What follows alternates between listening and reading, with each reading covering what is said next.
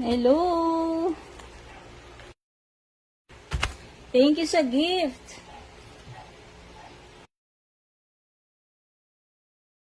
Kung ayaw mo pa banggit yung pangalan mo, iano ko na lang to. Pero yung unang greeting ko is binanggit ko yung name mo. Okay. Thank you sa gift ha. Kaka-receive ko lang kanina kaya lang galing kasi kami sa labas eh. May mga inasikaso kami. Punta kami ng barangay hall. So, pagod ako, tapos puyat, and then wala pa akong kain. So, hindi ko na siya na-unbox right away. Pero ngayon ko pa lang siya bubuksan. Grabe. Sobrang thank you.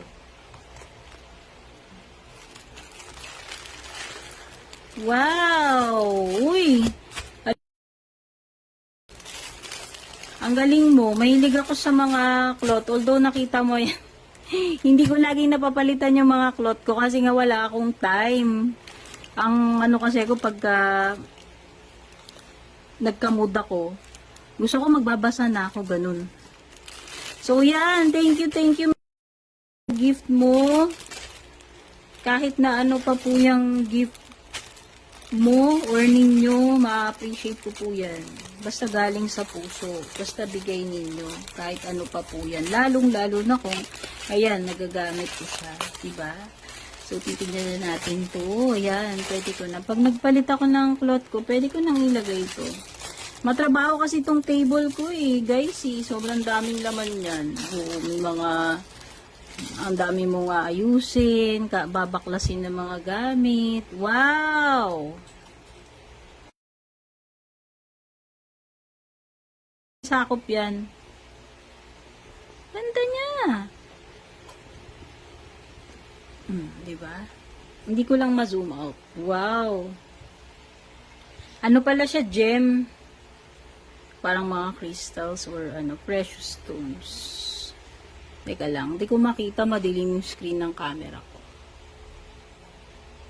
Oh, 'di ba? Pagka zoom out ko, wait lang. 'Yan. Ganda.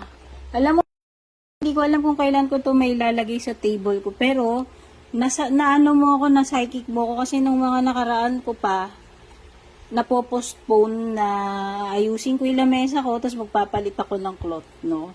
Matrabaho kasi dami kasing mga kung ano-anong abubot dito sa lamesa ko, mga lilinisin, ililipat, ayan siya.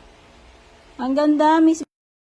Thank you so much sa iyong patuloy na pagsuporta. Isa ka dun sa mga, baka kasi isipin mo nakalimutan ko na. Isa ka dun sa mga unang-unang nag-avail ng mga private reading sa akin at matagal ng sumusuporta sa page ko or sa YouTube ko. God bless you and your family, Miss. Thank you sa gift.